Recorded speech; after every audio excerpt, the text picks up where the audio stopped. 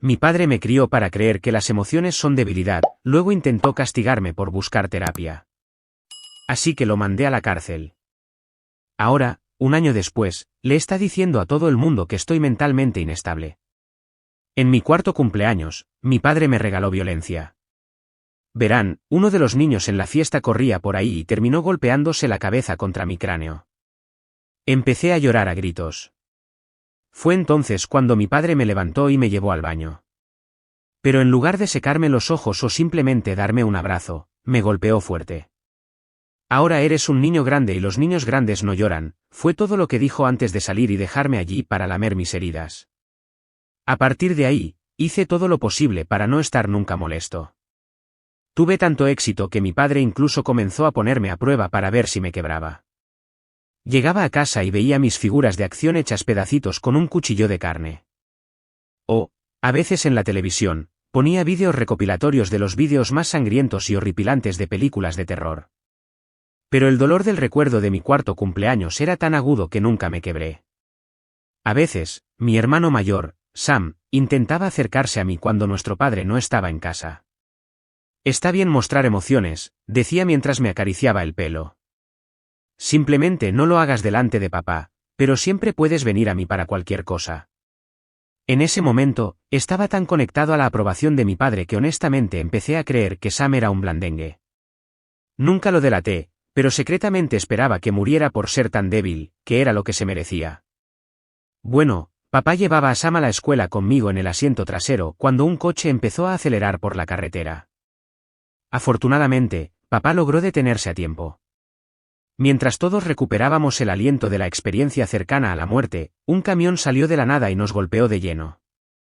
Supongo que eso es lo que pasa por conducir en Nueva York en la noche de Halloween. Logré prepararme para el impacto de tal manera que solo me quedé con una leve conmoción cerebral. Pero mientras me llevaban al hospital, vi que Sam se quedó atrás. Fue entonces cuando supe que estaba muerto. Un entumecimiento inundó mi cuerpo. Mirando hacia atrás, sin duda me estaba disociando. Y unos días después, cuando procesé todo, llegué a la conclusión de que la razón por la que yo estaba vivo y Sam estaba muerto era simple, porque él era un blandengue y se merecía su destino. Y durante todo mi periodo de duelo poco convencional, no lloré, ni una sola vez. Esto hizo que mi padre me amara 100 veces más. Me dijo que era un hombre de verdad y que crecería para ser grande y fuerte.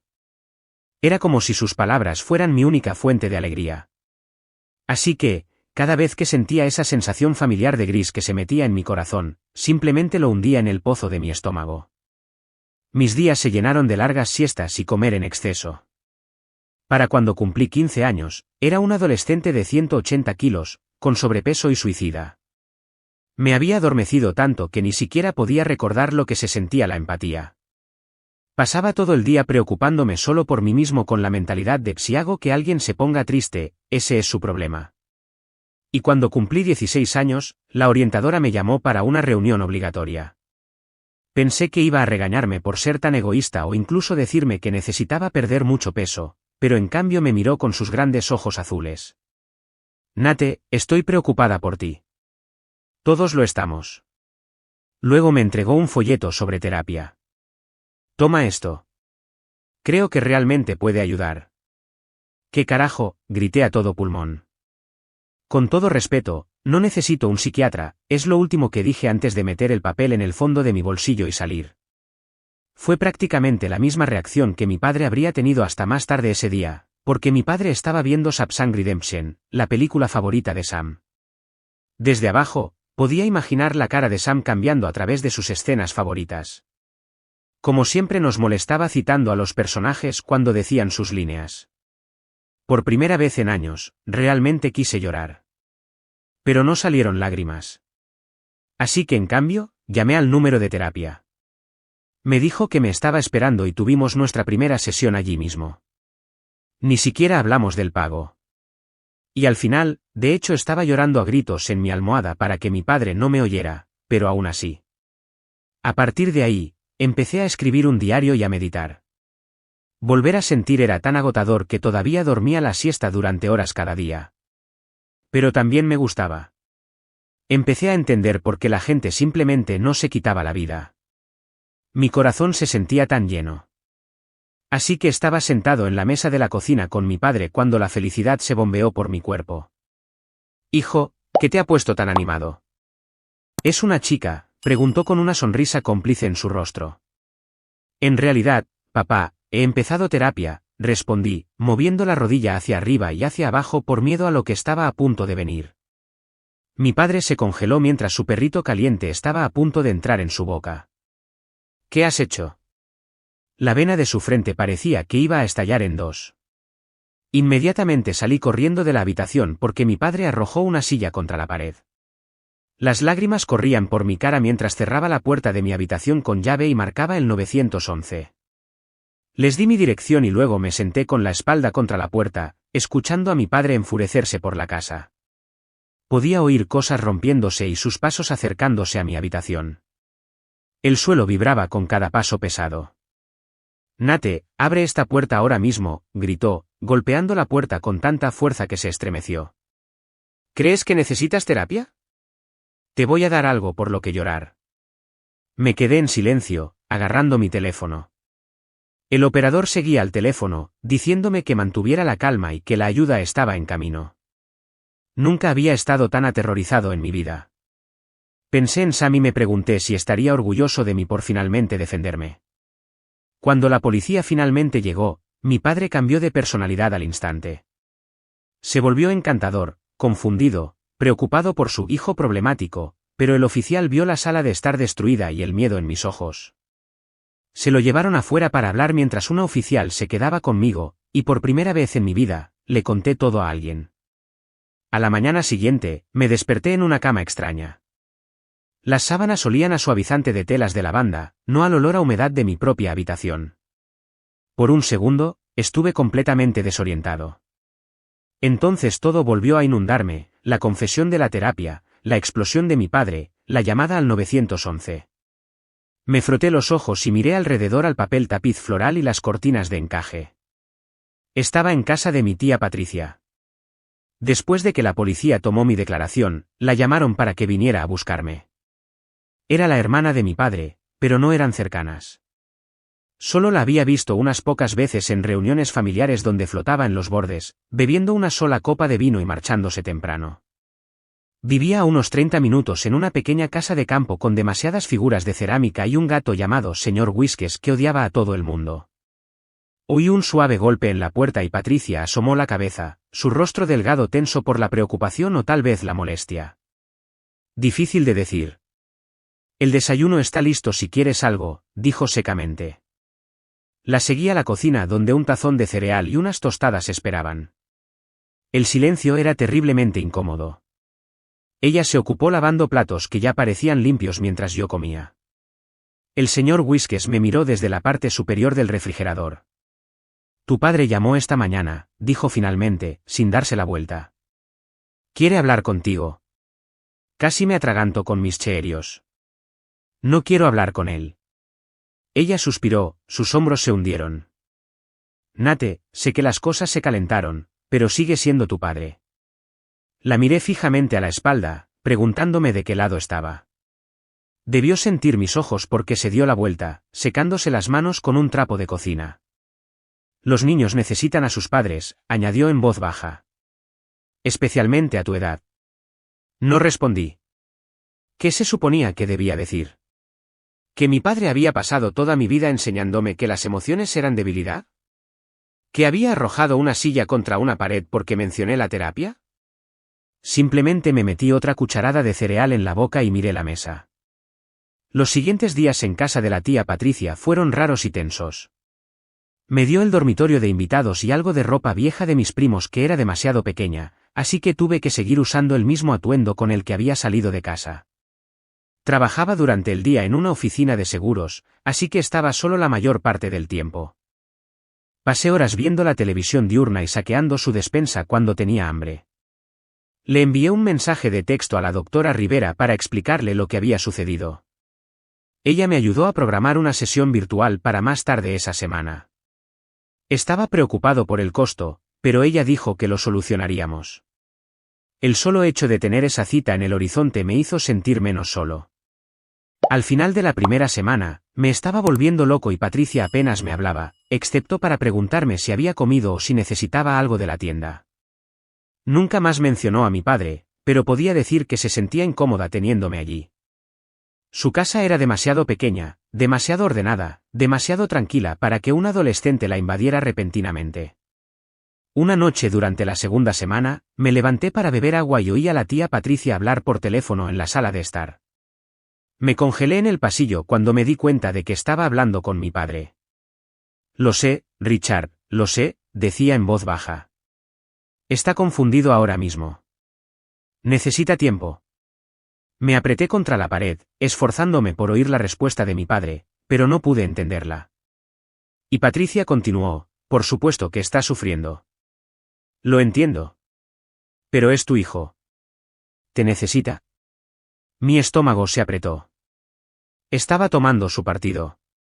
Después de todo lo que le había contado a la policía, después de todo lo que debieron haberle contado, todavía se estaba tragando sus mentiras. Una cena podría ser buena, dijo. Solo para hablar las cosas. Lo traeré el próximo fin de semana si está dispuesto. Me arrastré de vuelta a mi habitación, ya no tenía sed. Me quedé despierto durante horas, mirando al techo, sintiéndome traicionado. A la mañana siguiente, la tía Patricia anunció que mi padre quería que fuéramos a cenar ese sábado. Trató de hacerlo sonar casual, como si fuera mi elección, pero su tono dejó claro que esperaba que aceptara. Está haciendo tus espaguetis con albóndigas favoritos, añadió, como si eso sellara el trato. Quería negarme, decirle que nunca iba a volver a esa casa. Pero, ¿a dónde más iría? No tenía dinero, ni amigos lo suficientemente cercanos para quedarme y ninguna otra familia cerca. Así que simplemente asentí y murmuré, bien. Los días previos al sábado fueron una tortura. No dejaba de imaginar lo que diría mi padre, lo que haría.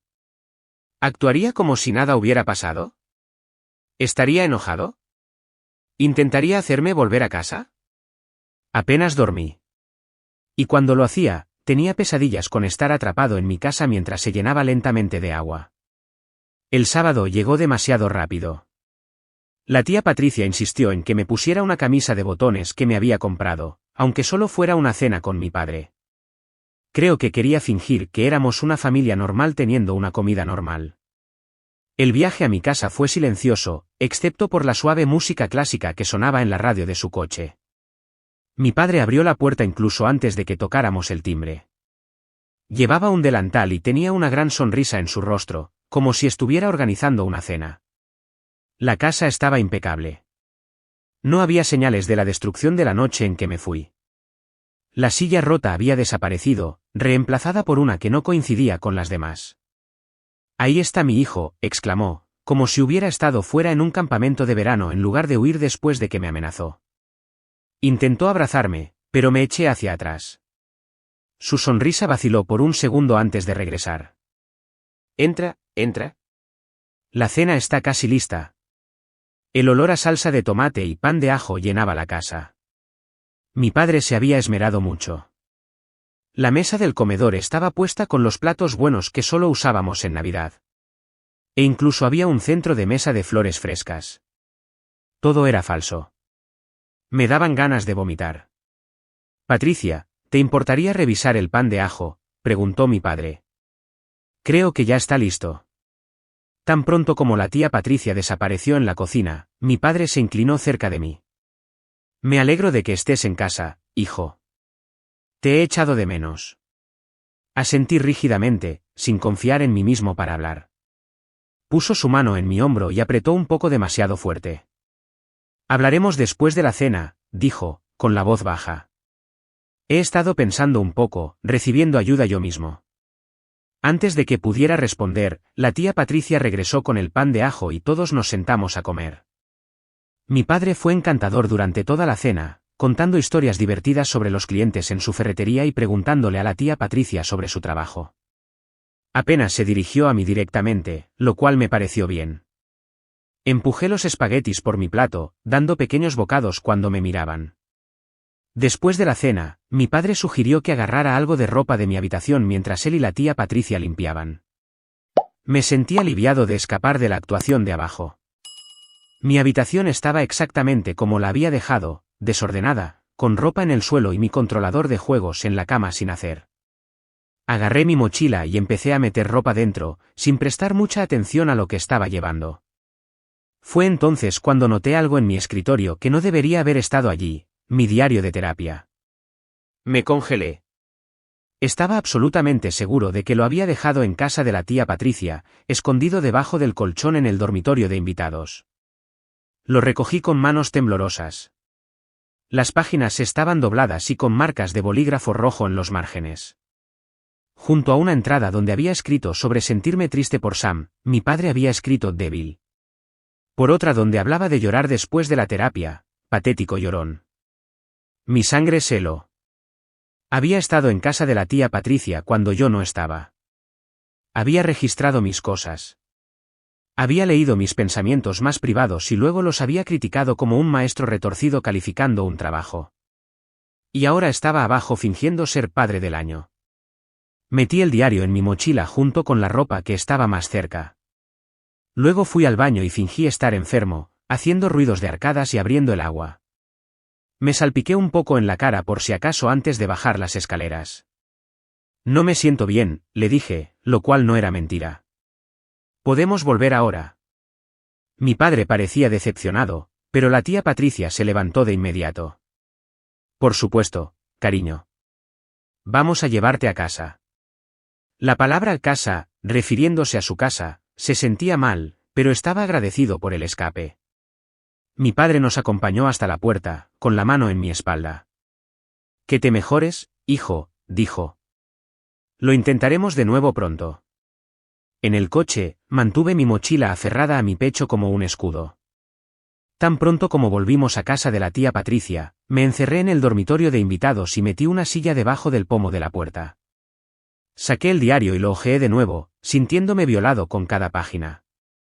Luego arranqué todas las páginas con su escritura, las hice pedazos y las tiré por el inodoro.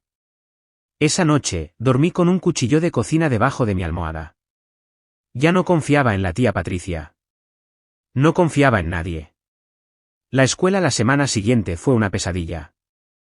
De alguna manera, los rumores sobre lo que había pasado con mi padre se habían extendido. Algunos se acercaban a la verdad, que había llamado a la policía a mi padre. Otros eran tremendamente exagerados, que lo había atacado con un cuchillo, que estaba tomando sustancias, que ahora estaba en un hogar de acogida. Mantuve la cabeza gacha e ignoré a todo el mundo, pero podía sentir sus miradas y oír sus susurros. En la clase de inglés, Terry Matthews se inclinó y me preguntó si era cierto que mi padre estaba en la cárcel. Le dije que se metiera en sus propios asuntos. Después de la clase, la secretaria del director vino a buscarme. Aparentemente, alguien había denunciado que había amenazado a Terry. Lo negué, pero el director, el señor Anderson, me dio una severa advertencia de todos modos. Hemos recibido algunos informes preocupantes sobre tu comportamiento, Nate, dijo, mirándome por encima de sus gafas. Entiendo que estás pasando por un momento difícil en casa, pero eso no justifica amenazar a otros estudiantes. Estaba tan atónito que ni siquiera pude defenderme. Cuando salía de su oficina, oí a la secretaria hablar por teléfono con alguien que tenía preocupaciones sobre las tendencias violentas de Nathan Miller. La voz al otro lado sonaba sospechosamente como la de mi padre. A pesar de todo, seguí yendo a terapia. La doctora Rivera era la única persona que parecía escucharme de verdad. Durante una sesión, me sugirió amablemente que podría querer aprender más sobre mi madre. Nunca has hablado realmente de ella, señaló. A veces, comprender nuestro pasado puede ayudarnos a dar sentido a nuestro presente. Mi madre había muerto cuando yo era un bebé. Accidente de coche, siempre decía mi padre. Tenía exactamente una foto de ella, sosteniéndome en el hospital justo después de que nací. Mi padre nunca hablaba de ella y aprendí a no preguntar. Tal vez podrías hablar con otros miembros de la familia, sugirió la doctora Rivera. Tu tía podría tener recuerdos para compartir. Me reí amargamente. Mi tía no está exactamente en el equipo de Nate en este momento. Pero la idea se me quedó grabada. Al día siguiente, mientras la tía Patricia estaba en el trabajo, busqué en su oficina en casa fotos de la familia o cualquier cosa que pudiera decirme sobre mi madre. En la parte posterior de su archivador, encontré un viejo álbum de fotos. La mayoría de las fotos eran de antes de que yo naciera, mi padre y la tía Patricia de niños, vacaciones familiares, fiestas. Luego encontré fotos de mi madre. Era bonita, con el pelo oscuro como el mío y una sonrisa que parecía un poco triste incluso cuando se reía. Había fotos de ella y de mi padre cuando salían, en su boda y algunas cuando estaba embarazada de mí. En las fotos posteriores, algo parecía raro. Parecía más delgada, más retraída. En una foto de Navidad, se echó hacia atrás ligeramente cuando mi padre la abrazó. Cuando la tía Patricia llegó a casa, la confronté con el álbum. Cuéntame sobre mi madre, exigí. Parecía sorprendida y resignada. Se sentó pesadamente en el sofá. ¿Qué quieres saber? Todo. ¿Cómo era? ¿Cómo murió? Mi padre era. ¿Siempre fue así? La tía Patricia se quedó mirando sus manos durante mucho tiempo. Finalmente, levantó la vista, con los ojos húmedos. Tu madre era mi mejor amiga incluso antes de que conociera a Richard. Era amable, divertida, inteligente como un látigo. Le encantaba pintar, sobre todo paisajes. Iba a ser profesora de arte. Me senté frente a ella, hambriento de más. Y le rogué que no se casara con tu padre, dijo, con la voz quebrada. Había señales incluso entonces, la forma en que necesitaba controlarlo todo. La forma en que se enojaba tanto por pequeñas cosas. Pero ella lo amaba, o pensaba que lo hacía. No escuchaba. ¿Qué pasa con el accidente? ¿Cómo murió? La tía Patricia apartó la mirada. Fue un accidente de coche, como te han contado. Estaba sola en el coche. Sucedió tarde por la noche en una carretera recta y vacía. No hubo otros vehículos involucrados. Simplemente se salió de la carretera y golpeó un árbol. La forma en que lo dijo me puso la piel de gallina. ¿Estás diciendo que no fue un accidente? Se levantó bruscamente. No estoy diciendo nada. Fue hace mucho tiempo, Nate. Dejémoslo ahí. Pero no podía dejarlo ahí. Esa noche, me colé en el ático mientras la tía Patricia veía la televisión. La había visto mirar hacia la puerta del ático cuando estábamos hablando de mi madre, como si hubiera algo allí que no quería que encontrara. La escalera desplegable crujió cuando subí, y me congelé, esperando a ver si había oído. Cuando nadie vino, continué subiendo al espacio polvoriento. El ático estaba lleno de cajas y muebles viejos. Usé la linterna de mi teléfono para mirar las etiquetas, buscando cualquier cosa con el nombre de mi madre. En la esquina más alejada, encontré una caja marcada como Lisa, conservar. Dentro había pinturas, el trabajo de mi madre, supuse, y algunos diarios. En la parte inferior había una caja de zapatos llena de cintas VHS etiquetadas con fechas. Bajé toda la caja a mi habitación y esperé hasta que la tía Patricia se fue a la cama. Luego saqué un viejo reproductor de VHS de su armario y lo conecté al pequeño televisor de mi habitación.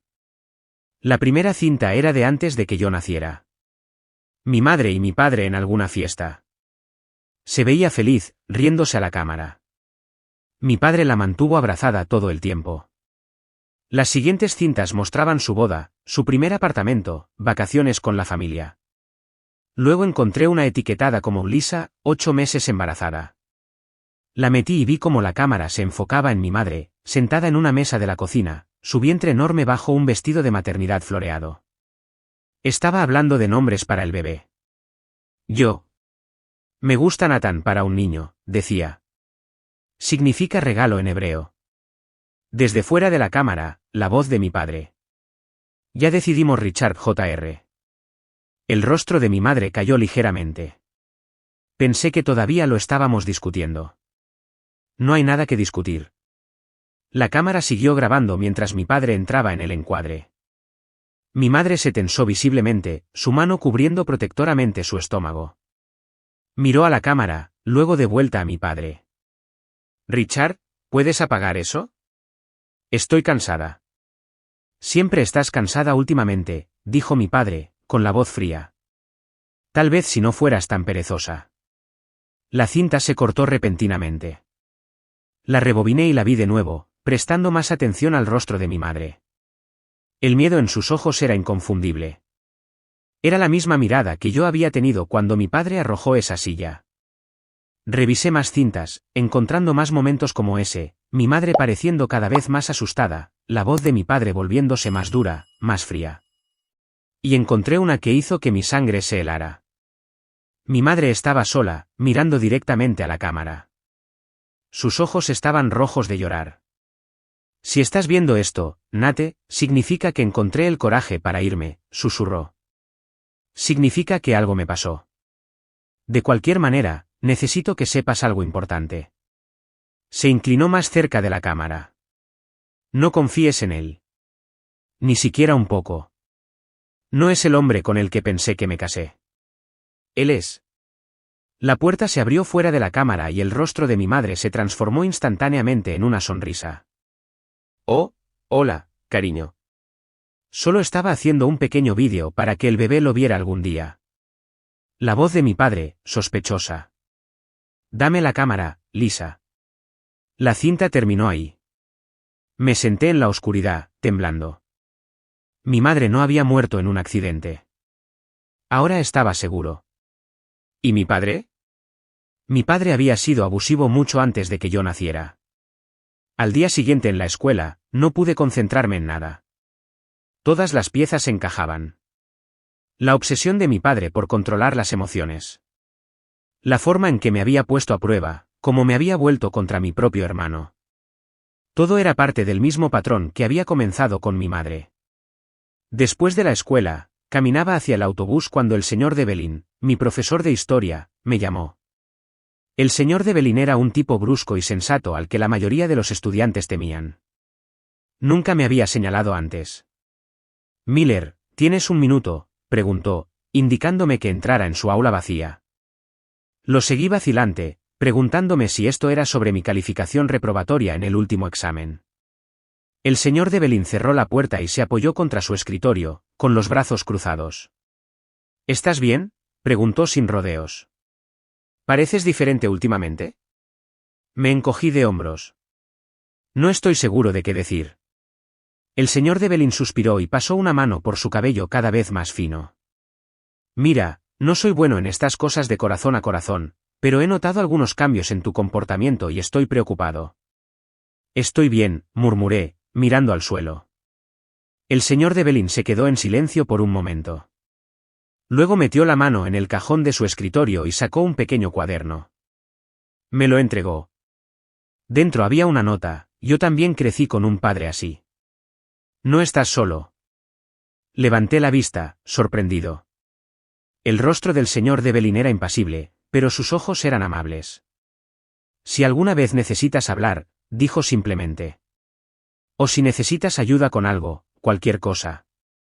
Asentí, incapaz de hablar más allá del nudo en mi garganta.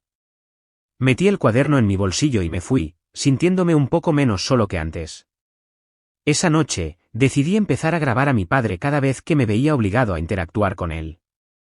Descargué una aplicación en mi teléfono que grabaría audio incluso cuando la pantalla estuviera bloqueada.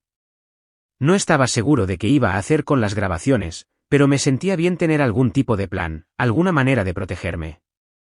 La oportunidad llegó antes de lo que esperaba. Al día siguiente, mi padre apareció en la escuela durante la hora del almuerzo. Estaba sentado solo como de costumbre cuando apareció en la puerta de la cafetería, escaneando la habitación hasta que me vio. Me saludó con la mano y empezó a acercarse. Rápidamente activé la aplicación de grabación antes de que llegara a mi mesa. Sorpresa, dijo, sentándose frente a mí. Pensé en llevarte a almorzar de verdad. Estas comidas escolares son basura. Varios estudiantes nos observaban con curiosidad. Negué con la cabeza. No puedo salir de los terrenos de la escuela. Claro que puedes. Te daré de baja. Soy tu padre. Se inclinó más cerca, bajando la voz. Vamos, Nate. No hagas una escena. Ya sabes cómo termina eso siempre. La amenaza era clara. Recogí mis cosas y lo seguí, manteniendo mi teléfono grabando en mi bolsillo. En el coche, mantuvo un torrente de conversación casual, preguntando por la escuela y comentando sobre el clima. Pero una vez que estuvimos en el restaurante, una cafetería a unas pocas millas de la escuela, su comportamiento cambió. Así que, dijo después de que la camarera tomó nuestros pedidos. ¿Cuándo vas a volver a casa?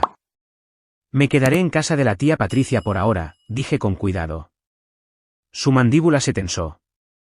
Esa no es tu casa. Tu casa es conmigo. Papá, tiraste una silla contra la pared. ¿Me amenazaste? Agitó su mano con desprecio. Perdí la paciencia. Sucede. Pero nunca te haría daño, Nate. Lo sabes. Pensé en el diario, en las cintas de mi madre, en toda una vida de manipulación emocional. En realidad, no lo sé.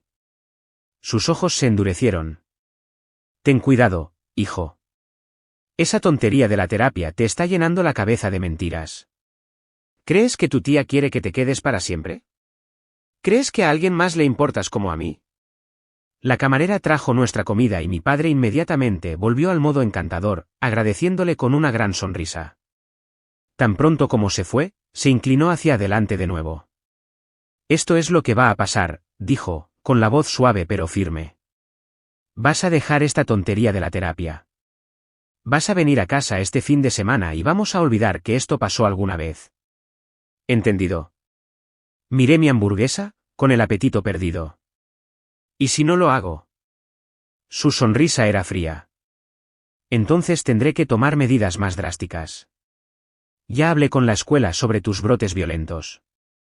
Un incidente más y podrías ser expulsado. No sería una pena. Me sentí enfermo. Me estaba tendiendo una trampa, creando una narrativa donde yo era el problema y la gente le estaba creyendo, el director, los profesores, probablemente incluso la tía Patricia. Comí unas pocas papas fritas para evitar responder, mi mente corriendo. Después del almuerzo, me dejó de nuevo en la escuela con una advertencia para que pensara cuidadosamente sobre lo que había dicho. Fui directamente al baño y vomité todo lo que acababa de comer. Luego escuché la grabación. Estaba todo allí, las amenazas, la manipulación, todo. Lo guardé en la nube para que no pudiera borrarlo si se apoderaba de mi teléfono. Durante los siguientes días, la campaña de mi padre se intensificó. Aparecía en el supermercado cuando la tía Patricia y yo estábamos comprando, acorralándome en el pasillo de los cereales para susurrar más amenazas. Dejó mensajes con mis compañeros de clase, pidiéndoles que me dijeran que estaba preocupado por mí. Incluso llamó a la oficina de la doctora Rivera, afirmando estar preocupado por la terapia dañina que estaba recibiendo. Seguí grabando todo. Cada interacción, cada encuentro accidental, cada amenaza. Mi teléfono estaba prácticamente pegado a mi mano en este punto. Tenía horas de la voz de mi padre diciendo cosas que harían que la piel de cualquiera se pusiera de gallina, pero todavía no estaba seguro de qué hacer con todo eso. Un día después de la escuela, caminaba hacia el autobús cuando vi la camioneta de mi padre estacionada al otro lado de la calle. Rápidamente me agaché detrás de un grupo de estudiantes de último año y tomé una ruta diferente. Terminé cerca del estacionamiento de la facultad, donde vi al señor de Belín cargando papeles en su coche. Oye, señor de Belín, llamé, trotando hacia él. ¿Tienes un minuto? Levantó la vista, sorprendido. Claro, Miller. ¿Qué pasa? Miré a mi alrededor nervioso. Mi padre está afuera. Estoy tratando de evitarlo. El señor de Belín asintió, como si esta fuera una solicitud perfectamente normal. ¿Necesitas que te lleve a algún lado? Dudé, luego asentí. Si no es mucha molestia. En su coche, que olía a café y libros viejos, finalmente me animé a preguntarle sobre la nota que me había dado. ¿Cómo sabías sobre mi padre? Quiero decir. El señor de Belín mantuvo los ojos en la carretera. Los profesores notaron cosas. Además, reconocí las señales. Mi viejo estaba cortado de la misma tela. ¿Qué hiciste? ¿Cómo escapaste? Suspiró. Me fui de casa a los 17. Viví con la familia de un amigo hasta la graduación. Me uní al ejército después de eso. Me miró. Pero eso fue hace 30 años, y no tenía a nadie de mi lado. Tú sí. Me dejó en casa de la tía Patricia con su número de teléfono y una promesa de ayudar en lo que pudiera. Me sentí un poco mejor sabiendo que tenía al menos un adulto que me creía. Esa noche, estaba solo en la casa de nuevo. La tía Patricia tenía algo de la iglesia, y estaba tirado en el sofá viendo la televisión cuando oí una llave en la cerradura. Asumí que era ella que llegaba temprano y ni siquiera levanté la vista hasta que oí pasos pesados que definitivamente no eran los suyos. Mi padre estaba de pie en la puerta, con una llave colgando de sus dedos. Sorpresa, dijo secamente. Me levanté apresuradamente, con el corazón latiendo con fuerza. ¿Cómo entraste? Patricia me dio una llave para emergencias. Se guardó la llave en el bolsillo y entró más en la habitación. Necesitamos hablar, hijo. Retrocedí, buscando a tientas mi teléfono. La tía Patricia llegará en cualquier minuto. Negó con la cabeza. No, no lo hará. Su grupo de la iglesia se reúne hasta las 9. Tenemos mucho tiempo. La forma en que lo dijo me heló la sangre. Presioné grabar en mi teléfono y lo metí en mi bolsillo. He sido paciente, continuó, acercándose. Te he dado espacio. He tratado de ser comprensivo, pero esto ha durado lo suficiente. No voy a volver a casa, dije, tratando de mantener mi voz firme. Sí, lo harás. Su tono no dejaba lugar a discusión. Soy tu padre. Eres menor de edad.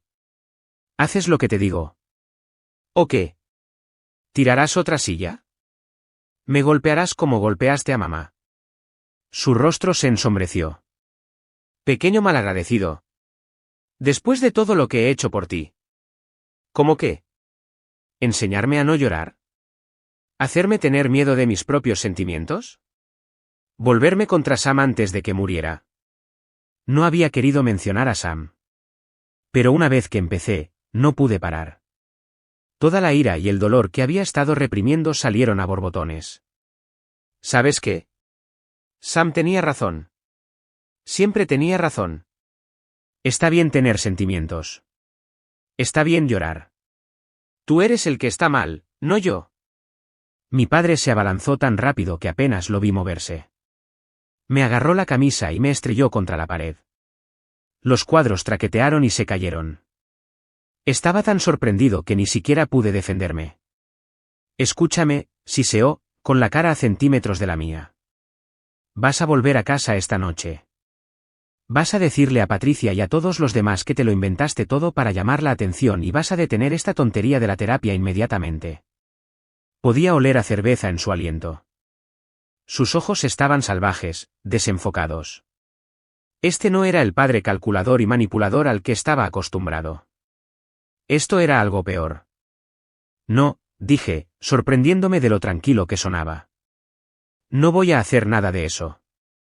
En lugar de eso, me golpeó fuerte, justo en la cara.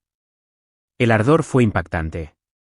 Pero lo que más me sorprendió fue que ya no sentía miedo. Solo enojo. Mucho, mucho enojo. ¿Eso es lo mejor que tienes?, pregunté, sintiendo sangre donde mi labio se había partido. Adelante. Golpéame de nuevo. Muéstrame qué clase de hombre eres de verdad. Levantó la mano de nuevo, pero esta vez estaba preparado. Me agaché debajo de su brazo y lo empujé tan fuerte como pude. Tropezó hacia atrás, tomado por sorpresa por mi resistencia. Nunca antes me había defendido. ¿Qué demonios crees que estás haciendo?, exigió. Defendiéndome. Finalmente. Se abalanzó sobre mí como un toro, pero me hice a un lado y saqué el pie. Tropezó y se estrelló contra la mesa de café, rompiendo la tapa de cristal. Se quedó allí por un momento, aturdido, con sangre goteando de un corte en la frente. Agarré mi teléfono del bolsillo, asegurándome de que seguía grabando. Sal ahora. Se levantó lentamente, con el cristal crujiendo bajo sus botas. ¿Crees que esto cambia algo? ¿Crees que alguien te creerá a ti antes que a mí? Tengo grabaciones, dije. Muchas de ellas. Tú amenazándome, manipulándome, y ahora esto. Levanté mi teléfono. Así que sí, creo que me creerán. Algo cambió en sus ojos. Tal vez miedo, o la conciencia de que había perdido el control de la situación.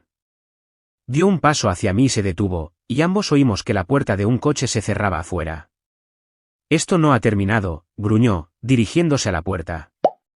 Sí, lo está, respondí. Y Patricia entró justo cuando mi padre se iba. Miró de su cara ensangrentada a la sala de estar destruida, a mi labio partido. ¿Qué pasó?, jadeó. Mi padre empezó a hablar, pero lo interrumpí. Entró por la fuerza. Me atacó. Y lo tengo todo grabado. Por una vez, mi padre no tuvo nada que decir. Empujó a la tía Patricia y desapareció en la noche. Se quedó congelada en la puerta, con las llaves todavía en la mano. Voy a llamar a la policía, dije, ya marcando el número. Esta vez, cuando llegaron los oficiales, tenía más que solo mi palabra. Tenía la grabación de todo el ataque, además de todas las otras que había estado recogiendo. Tenía el diario con su escritura. Tenía las cintas de mi madre. Y lo más importante, tenía la verdad. La policía tomó mi declaración y la evidencia. Fueron a buscar a mi padre pero no pudieron encontrarlo esa noche. Y Patricia se sentó conmigo durante todo el tiempo, poniendo una bolsa de hielo en mi labio y disculpándose una y otra vez por no haberme creído antes. Lo sabía, admitió, con lágrimas corriendo por su rostro. En el fondo, siempre supe qué clase de hombre era. Pero es mi hermano y yo. No quería verlo. ¿Mató a mi madre?, pregunté sin rodeos. Se estremeció. No lo sé con seguridad. La policía lo dictaminó como un accidente, pero ella me había llamado ese día, diciendo que finalmente iba a dejarlo, que había encontrado un apartamento para ella y el bebé. ¿Tú? Sonaba asustada, pero decidida. Asentí, con las piezas encajando en su lugar. Y luego convenientemente chocó su coche esa noche. Nunca hubo suficiente evidencia para probar lo contrario, dijo la tía Patricia suavemente. Pero siempre me lo he preguntado. Los siguientes días fueron un torbellino de entrevistas policiales y reuniones con trabajadores sociales. Mi padre fue finalmente encontrado y arrestado por allanamiento de morada, asalto y violar la orden de restricción temporal que se había puesto en marcha después del primer incidente. Fue liberado bajo fianza pero se le ordenó que se mantuviera alejado tanto de mí como de la tía Patricia. La noticia se extendió rápidamente en la escuela. Algunos niños me evitaban como si tuviera la peste. Otros de repente querían ser mis amigos, hambrientos de chismes. Ignoré a la mayoría de ellos, enfocándome en cambio en las pocas personas que realmente importaban, como el señor de Belín, que me revisaba todos los días e incluso vino al juzgado conmigo para darme apoyo moral. No presenté cargos adicionales contra mi padre. No necesitaba hacerlo.